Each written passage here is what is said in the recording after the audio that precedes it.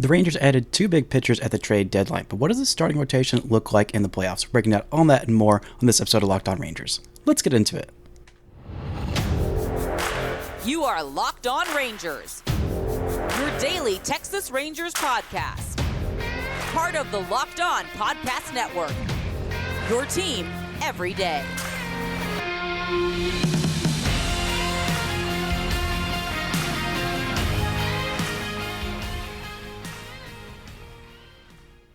You are locked onto the Texas Rangers. I'm Bryce Patrick, a cripplingly addicted Texas Rangers fan since 2010, the founder and host for all 5 seasons of this Locked On Rangers podcast. Thank you all so much for making Locked On Rangers your first listen every single day. If you're not already, you can follow me on Twitter at Bryce Patrick. You can follow the show at Locked On Rangers. Subscribe on YouTube, where the best way you can help grow the show is to comment nearly any single thing below. Today is Friday, August 4th. Your Rangers are 63-46 alone atop the AL West with a 1.5 game lead over those stinking Houston Astros. By the way, the magic number for the AL West is 50 at this point. Before we get into today's show, this episode is brought to you by eBay Motors. A championship team is all about making sure each player is a perfect fit. Same with your vehicle. So for the parts that fit, head to eBay Motors and look for the green check. Stay in the game with eBay Guaranteed Fit. ebaymotors.com. Let's ride. eBay Guaranteed Fit, only available to U.S. customers. Eligible items only. Exclusions apply.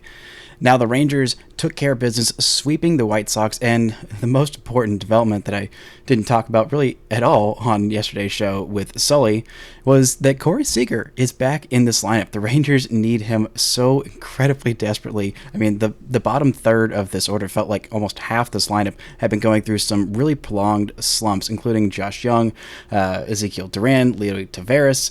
We even saw a little bit of a skid from Travis Jankowski as well. Thankfully, we got back-to-back multi-hit games from Josh Young, including a home run, a multi-extra base hit day for him in the 11-1 drubbing of the White Sox in the middle game of the series, where the Rangers just absolutely battered and bruised Dylan Cease. I remember looking at that starting pitching matchup and thinking, oh boy, well, I kind of wish that Dylan Cease was traded. Well, I guess Dylan Cease kind of wishes that he was traded too, because it was just not his best outing. An 11-run outing for the Rangers, including a home run from Corey Seager, his very first game back. Because of course he hits a home run in his first game back. Why wouldn't he? A multi-hit day, 3 RBI for him, 2 runs scored. Got pulled late because the Rangers were up by 10 runs and they didn't need him. They just did not need him to keep going in that game. And same with Nathaniel Lowe, who had a multi-hit game in that game as well. Reached base 3 times for him. Josh Young's 21st home run of the season. Marcus Semien had his 16th home run of the season. Actually, it was Seager's 16th home run of the season. And then Marcus Semien took the lead back from Corey Seager for the most home runs in the middle infield among Rangers, with a dink off the foul pole in that 5-3 win over the White Sox. I was talking with one former Locked On White Sox host after the first inning about how, oh my gosh, this is terrible. Oh my gosh, this White Sox, where was this offense yesterday? Where was yesterday's offense in here? Because Dane Dunning absolutely diced up that White Sox offense in the middle game of this series, and a certain Locked On White Sox host said, oh, don't worry, those 3 runs against Max Scherzer in the first inning, that's probably all they're going to score for the rest of this game. They've done this a bunch and just look good in the first inning and then look completely overmatched for the rest of the game. And, well, that's exactly what happened. Max Scherzer goes out and shuts it down for the final 5 innings of his start. 9 Ks, 6 innings, 3 runs. I talked a little bit on yesterday's show about the very rough debuts for so many very good Rangers pitchers, including Cliff Lee, including Cole Hamels, including Nolan Ryan, Gaylord Perry, Yu Darvish, and even Jacob deGrom. There has not been a very good debut for any big-name pitcher coming to the Rangers for the first time after already being a big-name pitcher. It just hasn't happened. But Max Scherzer's 6 innings, quality start, 9 strikeouts, that works. That's honestly the best among that whole group. But still, I think the pitching story from that night is almost more so that the Rangers had a lockdown bullpen. I mean, 6th inning, Josh Boras. 7th inning, Matt Chapman. No, Aroldis Chapman. That would have been interesting if there was a trade and Matt Chapman just started being a reliever. But no, Aroldis Chapman in the 8th inning. Will Smith in the 9th inning. I said something about Aroldis Chapman's velocity being down. Apparently, he was pitching through something, some kind of, I believe, illness that Bochy said after that game. I missed that comment. But his velocity was completely back, and he had a strikeout and no walks in his 1 inning of work. Will Smith closed the door, his 19th save of the season. Rangers sweep the the White Sox, the hapless White Sox, and two teams headed in very different directions. That's what you need to do. You need to take care of business. You absolutely need to, beat down those teams that are beaten down, beat them down even further. And they have a Marlins team that just lost a series to the Phillies, a team that they are chasing in the NL wildcard race. They have a good team, and unfortunately Sandy Alcantara is back on his Cy Young form, finding that at the wrong time for the Rangers to go and face off against him. I think he'll pitch at some point in this series, maybe. I think it's the series finale on Sunday is when they'll see Sandy Alcantara. But this offense for the Rangers is also clicking. I mean, the top third of the lineup is all incredibly red hot. And we know Corey Seager is just literally comes out of the gate on fire. He is just always hot no matter what he's doing. But Marcus Semien, after the All-Star break, he's got a slash line of 324, 397, 588, 6 home runs in 18 games. He's really finding that home run stroke. Nathaniel Lowe is not finding the home run stroke, but he is finding his on-base stroke and his batting average stroke in 18 games after the All-Star break for Nathaniel Lowe. He's hitting 377 with an on-base of 500 and slugging 607 in 18 games. Like I said, that is a 1107 OPS for Nathaniel Lowe. And you add Corey Seager, who's got an OPS over 1,000 on the season, and those top three, that top three is doing some damage. Then you have, obviously,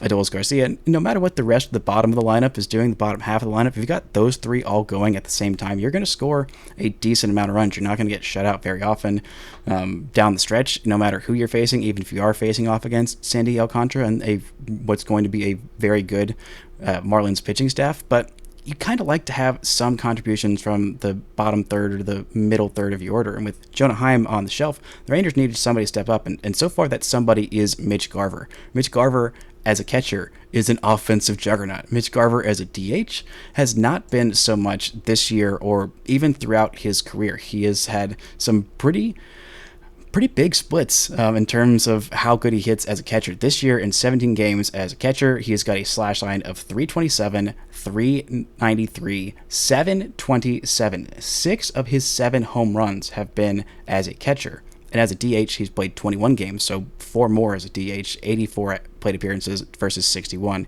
as a catcher. And his slash line is 219, 321, 288, a 609 OPS. That is a 512-point split between his OPS as a catcher and as a DH. And I know that's a small sample size, but for his career, those numbers pretty much hold up. He's got an 857 career OPS as a catcher in 1,000 plate appearances in the big leagues, and as a DH in 298 plate appearances as the DH, a 675 OPS. So the splits are pretty jarring. I know the defensive drop-off from him to, say, Austin Hedges or even Jonah Heim is pretty big, but the bat that he brings when he catches, it might just be the difference in this team. Hopefully he can figure out how to hit as a DH as well and just get hot and be hot as a DH as well. But we will see if those splits hold up and if the Rangers need to start catching him a little bit more. Coming up, we're going to look at this rotation, what it looks like now that Martin Perez is bumped out of it, and what it will look like in the playoffs. But first, this word from our sponsors. This episode is brought to you by Sleeper. Want the chance to win more money with less picks? Head to Sleeper, where you can win up to 100 times your money on just 2 or more fantasy baseball picks. If you're thinking that Jordan Montgomery is going to have a great start tonight against the Marlins, then you can go ahead and pick him. If you think Marcus Semien is going to keep up that home run streak and hit even more home runs tonight, you could pick him for your Sleeper pick. But there are dynamic payouts now with Sleeper. What are dynamic payouts? Well, in short, each player projection now has a multiplier attached to it as opposed to a preset multiplier based on the number of legs at a contest. With dynamic payouts also comes more stat categories to place contests on. So you can get higher payouts than other apps with less picks. So use promo code LOCKEDON and you'll get up to a $100 match on your first deposit. Terms and conditions apply. See Sleeper's terms of use for details. Currently operational in over 30 states. Check out Sleeper today. Shout out to the Everydayers for making Locked On Rangers your first listen every single day. On Monday's show, we're breaking down this massive weekend series against the Fish. The Rangers take on the Marlins this weekend. You can catch every pitch with the hometown broadcast on SiriusXM. Just download the SXM app and search Rangers. Now, The Rangers have a new starting rotation. They brought in 2 starting pitchers. They lost Nathan Eovaldi for a little bit. Maybe he'll be back sometime in about a week, maybe a little bit more, that 11 days. So next Friday or August 11th, I should say, is when he is scheduled to get off the IL. I don't know if Nathaniel, there are too many Nathaniels to just keep getting confused in my head. But Nate Eovaldi is hopefully coming back next Friday, but maybe he's not. Maybe he'll need a little bit more time. But for right now, the Rangers have 5 guys in their starting rotation. They have decided not to run out the 6th man with Martin Perez in the bullpen at this point. But I kind of had to look at this rotation and think, who is going to start playoff games? It feels like an obvious 4, but it's maybe not that obvious. And then once Nate Eovaldi comes back, who's getting bumped out of the starting rotation? The Rangers' 2 most obvious candidates outside of, Martin Perez, who's now in the bullpen, just had the best starts of their Rangers career. And Dane Dunning, who struck out a career high 11, nearly went 8 innings, was just dominant against the White Sox, and Andrew Heaney, who went 6 innings, and I believe he had 11 strikeouts against the White Sox as well. He was just absolutely on another level. He had 2 hits, no walks, 11 strikeouts in 6 innings of work. But I kind of had to break this down into game by game by game. There is the stat quality start, and I thought, there should be a stat for an elite start, or an okay start, or a bad start, and a blow-up start. I think there are 5 starts. There are 5 types of starts that a starting pitcher can have, and I grouped them into those 5 categories. Elite, in my opinion, is a start going 7 or more innings, 2 or fewer runs. Then there's the quality start, which is just a stat that somebody decided if you go 6 or more innings and 3 or fewer runs, that counts as a quality start. Obviously, anything in the elite category also technically counts as a quality start, but we're not doing that. We're just finding it as elite because it's a different thing. Acceptable start, in my opinion, for this team, for this Rangers down the stretch run, acceptable is around 5 innings, 3 runs. It can be, I guess, like 2 more innings than earned runs allowed. That is 5 or more. That is the acceptable range. The Rangers have a deep enough bullpen where if you need to give them 4 innings every once in a while, then that's fine. And if you're doing what's acceptable, then the Rangers are going to win most of the games that starting pitcher starts. A bad start is fewer than 5 innings, more than 2 runs. It's kind of subjective, but you kept the team in the game, but you didn't quite do enough to really give them a great chance to win. They're not out of it, but they're definitely not in it because of you. And then a blow-up start is anything fewer than 4 innings, more than 3 runs. It's just kind of obvious. Basically, it's a type of game where your team's gonna lose unless they do something miraculous, which probably won't happen. And those are those type of starts that the Rangers, they can't afford any blow-up starts at all. And I don't think they'll let any of their starters at this point, with Martin Perez in the bullpen, I don't think they're going to let anybody get to the blow-up range. If it's starting to get bad quickly, then the Rangers are going to have a pretty quick hook. So I kind of broke these down with all the starters and who had the most of each category. It might surprise you. Dane Dunning, he's had 16 starts. 4 of them have been elite. Those came against the Yankees, against Detroit, against Tampa Bay, and this most recent one against the White Sox. He's had 4 quality starts, 5 acceptable starts, 2 bad ones, and 1 blow-up. That is pretty good. About half of his starts have been quality starts. That's really good. That is how you have a 3.2-ish ERA 3.14 ERA that Dane Dunning has on the season. And you want to limit the bad starts as much as you can. Only 3 of them in the bad or blow-up range. That's solid. Less than a quarter of his starts have been bad or blow up. Even the bad ones, the Rangers had chances to win in those, and just 1 blow up start in 16 is a really, really good thing from the guy who was not even in your rotation to start this season. Love what I've seen from Dane Dunning this season. I might just trust him to start a playoff game over one of these other guys, but I don't know if that's necessarily going to happen. Andrew Heaney, he's got 21 starts under his belt. Only 1 elite start. That came against Baltimore. That was a gem. That was an absolute gem in a crucial series, and he dominated that Baltimore lineup. But he's had 6 quality starts. Again, because he's not going very deep into games, it's hard for him to get to 6 innings pitched. So that is one of the downfalls of Andrew Heaney and what I think might end up coming back to bite him. He's had 7 acceptable starts, so that's 14 of his 21 starts have been acceptable or better. That is 2/3. He's had 2 bad starts and 3 blow-up starts. 3 blow-up starts is the most among any Ranger in this rotation, or that has been in this rotation. For Martin Perez, he had 4 elite starts that came against Colorado, Pittsburgh, St. Louis, and the White Sox. 4 quality starts, 7 acceptable. So again, a pretty good rate of being acceptable to great. I mean, there's just the 2 bad starts and 3 blow-up starts, because when Martin Perez gets blown up, he gets blown up real bad. I mean, one of those bad starts, you might throw that in the blow-up category. It's just kind of depends on the game. Even one of his blow-up starts, the Rangers, actually I think it might have been 2 of his blow-up starts, the Rangers ended up winning those games. I think one was against Seattle, and one was that game against the Angels where the Rangers scored like a million runs. The Rangers have bailed him out a couple of times, but still, I think it was the right decision to put him in the pen over Andrew Heaney. I think that he might do a better job as a long reliever. He's got some experience as a long reliever in Boston, so I don't think that this is necessarily the wrong move. I love Martin Perez. I think he's a huge part of this team's vibes. I am surprised that he fell off this much. You knew there was going to be some regression from last year to this year, but it seems like contact pitchers around the league, outside of Dane Dunning, who I guess is a strikeout pitcher because he had 11 Ks against the White Sox in his most recent start, but it seems like a lot of ground ball pitch to contact pitchers just really fell off a cliff this year with the shift ban and teams having to learn how to use their infielders more carefully.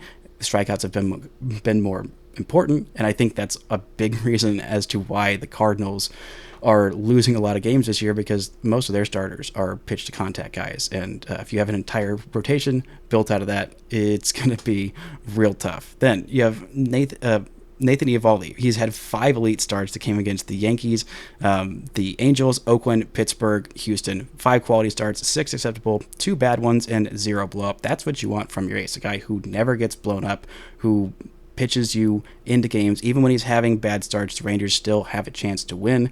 I mean, one of those bad starts was like 5 innings and 4 runs against Boston, against a very good lineup in Boston. And the Rangers just could not pull that one out. I think that was the game that the bullpen blew pretty badly late in that game that kind of kept the Rangers out of it. But that's what you want from your ace, a guy who can get you those elite starts, who has that high-end ceiling of, like, on his best day, he can go out there and dominate literally any lineup. We've seen him have the complete game shutout. We've seen him have the complete game, the nearly second complete game shutout where he just absolutely annihilated the hapless A's. That's what you want from your ace. Coming up, we're going to look at the other guys in their rotation and how they stack up, where they're going to slot in this playoff rotation, because the Rangers are almost definitely going to the playoffs. Knock on wood. But first, this word from our sponsors.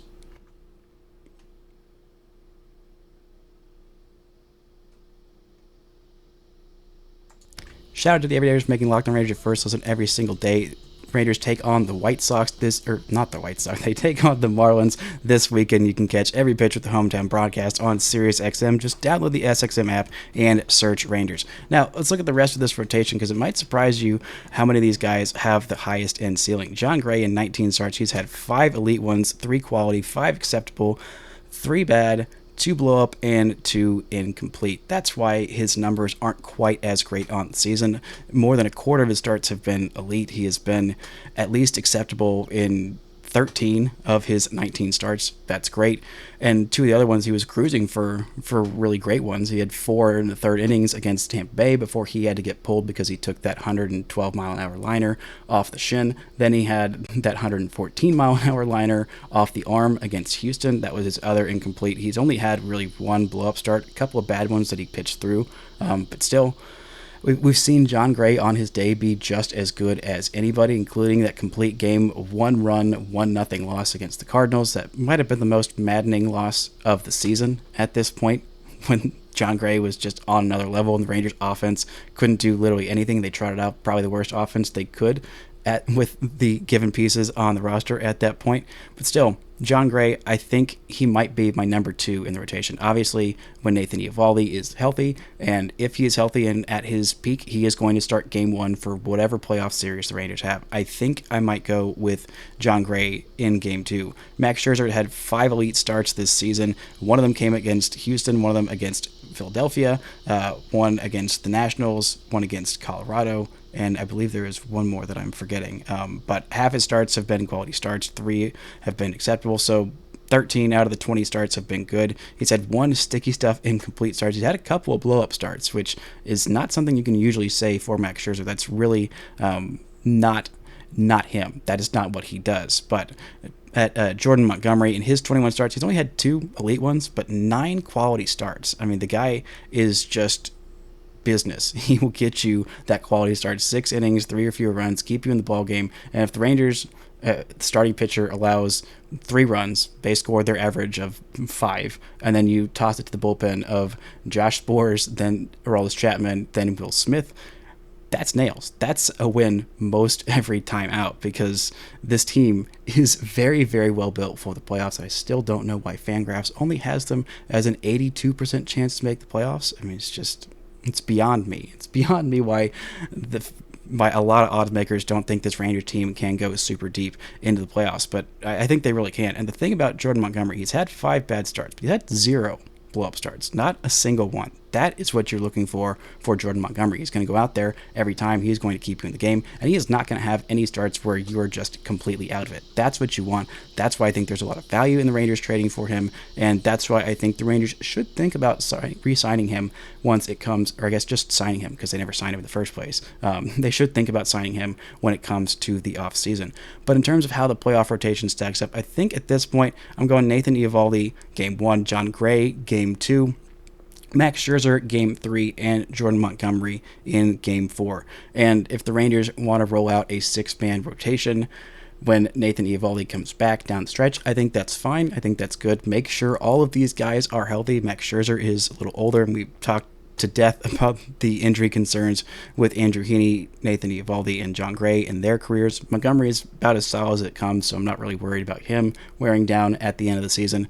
But I think that if you're going to bump somebody out of the rotation between Dane Dunning and Andrew Heaney, I think I would bump Heaney, because he's not going to get you nearly as much length. And Dane Dunning is just freaking on one this year. So ride the hot hand. Ride the hot hand while it's still hot. If he has some blow-up starts, or if he regresses really badly, you've got some options in Heaney or Martin Perez. I think it'd be really weird seeing 2 of those guys, 2 of those starters in the pen, but Heaney is a professional. I think he's done it before. Martin Perez is professional. He's still bringing those good vibes, no matter if he's starting or in the bullpen. And really, again, I love what Martin Perez is bringing. It's a bummer that he regressed so much this year, and the Rangers had to go make these trades for these starting pitchers, but you knew something was going to happen to this rotation, and outside of Jacob deGrom's injury, for the most part, they've had some pretty good luck. So Martin Perez regressing very, very heavily is just what was going to happen. So it is Friday, which means Farm Friday, which means it is time for a minor league update. And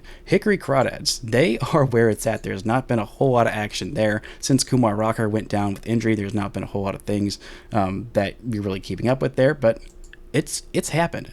It's happening in Hickory right now. Wyatt Langford is in Hickory playing full season ball, and more importantly, Cam Cauley has been absolutely crushing. If you didn't listen to my interview with Cam Cauley, I did an interview about a week ago with him. It went up on Saturday, so go check that out. A little 10-minute interview in your audio or YouTube feeds. But he has been absolutely crushing it. He is my minor league player of the week the last 7 days.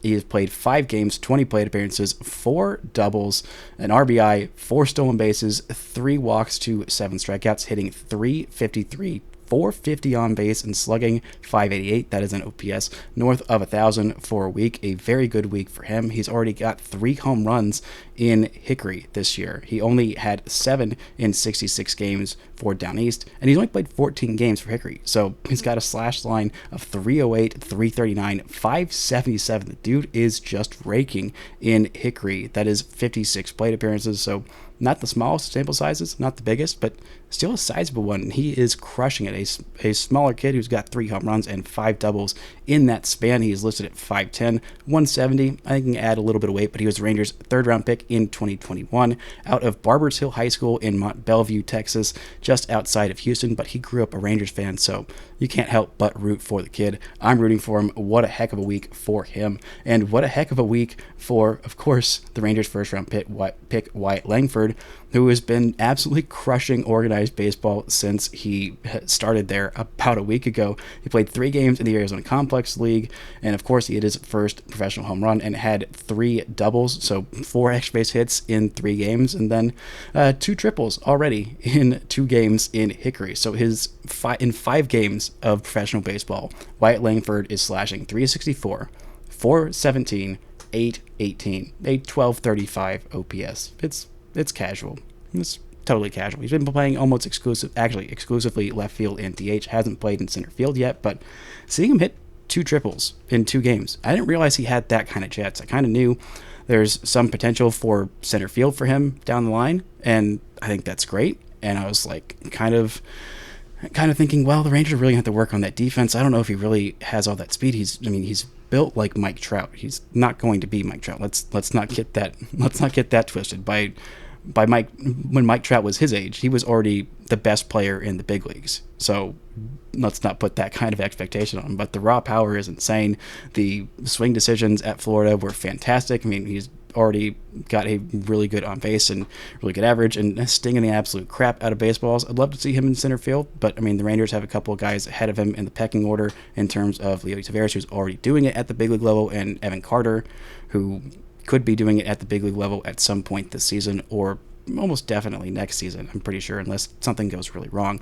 But still, Wyatt Langford has been crushing it in organized baseball. That's what you love to see. And another guy who could be in some top 10 prospects in all baseball lists, which I think Wyatt Langford will be come next season, which I think he was just outside of the top 10 or maybe already in the top 10 for Baseball Prospectus' mid-season top 50, because they really, really love Wyatt Langford. But Sebastian Walcott continues to crush it this season. He has got 6 home runs in 34 games and a .861 OPS, but a prospect who I haven't talked about at all, and I should have been talking about. He jumped into the top 30 at mid-season from MLB Pipeline's top 30 Rangers prospects. That is Charity Vargas. I am definitely mispronouncing that, but he is a shortstop / second baseman / third baseman who is 18 years old, out of Azua in the Dominican Republic. The Rangers signed him in 2022, I believe it was, and that was his first professional season. He played on the blue team for the Dominican Summer League, had an .878 OPS in 223 plate appearances. Pretty solid. 5 triples, 4 homers, 19 doubles, 13 walks to 27 strikeouts, and 13 stolen bases. This year, he's taken those power numbers to another level. He's got 7 home runs, 13 doubles in 175 plate appearances. Got a slash line of .308, .377, .529, a .903 OPS. He also won the Player of the Month award for the Arizona Complex League in July because he was on another level. In 21 games in that month, he had 4 home runs, 9 doubles, hit .405 with an on-base of .473 and slugged .671 and 1143 OPS for him. Really, really solid month for him. I think maybe next year I'm going to have to put him in my top 30 because the guy continues to crush it. The Rangers are crushing it in the minor leagues. At the major league level, their rotation is as strong as ever, and the Rangers head into this weekend series against the Fish in a really good position. But the Rangers need to take advantage of this month of August. They really, really do. They've got 9 games against teams that are not competing. They've won 3 of them. I would like them to win 8 of the 9 games. I know that's a steep ask, but the next 3 are against the A's. That's hopefully a sweep. And then the final 3 are against the Mets. And I really want to sweep the Mets. Mets fans have been doing a lot of trash talking for a team that literally just got swept by this year's Royals. That are, if the A's weren't so horrendously horrible, then the Royals would be by far the worst team in baseball. But that comes at the end of the month, at the end of a long road trip that starts against the D-backs and the Twins. But the Astros right now, they are playing some tough competition in this month. They've got a series in the Bronx, and they got a series at the Orioles. Then they've got some games against the Red Sox, at the Marlins, against the Angels and the Mariners, and then at the Red Sox to end the month. So the Rangers need to take advantage in this month because once it gets to September, the Rangers have a much harder schedule than the Astros. The Astros have 9 games combined against the Royals and A's at the end of or in the month of September, where the Rangers have basically all of their games are against teams that will be competing outside of 3 against, well, we'll see what the Guardians are doing that month. We'll see how the Blue Jays stack up in the middle of that month. But the Rangers will be going 3 games against the A's and then 3 games against the Guardians. Those are the only games that I think for sure will not be against contenders. But outside of that, the Rangers will have that series at the beginning of September against Houston. They'll have games against the Twins, against the Red Sox, and then the final 10 games will be against the Mariners and Angels, with the last 7 coming on the road. Got to see that nice little mid-off against of those 2 teams last night, and I guess also this weekend series.